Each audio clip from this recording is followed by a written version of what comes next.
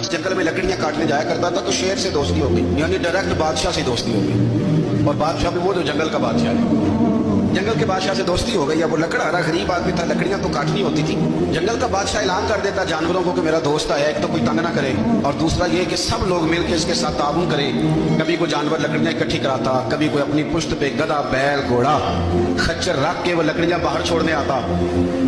तो अब उसकी बड़ी धूम मच गई जंगल के अंदर। लकड़हारा मजदूर था, वो बादशाह से दोस्ती करके बादशाह बन गया।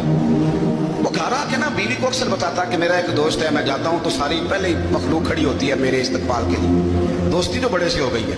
तो वो लोगों को बताता, बीवी को भी बताता दोस्त है। तो बीवी कहने लगी इतने तो तारीफें करता, ये नहीं बताया कि वो जंगल का शेर है, बनीरा दोस्त बता दिया। बीवी कहने लग गई कि तो इतना जो उसका जिक्र करता है तो किसी दिन बुला किसी दिन, ताकि उसकी दावत करें।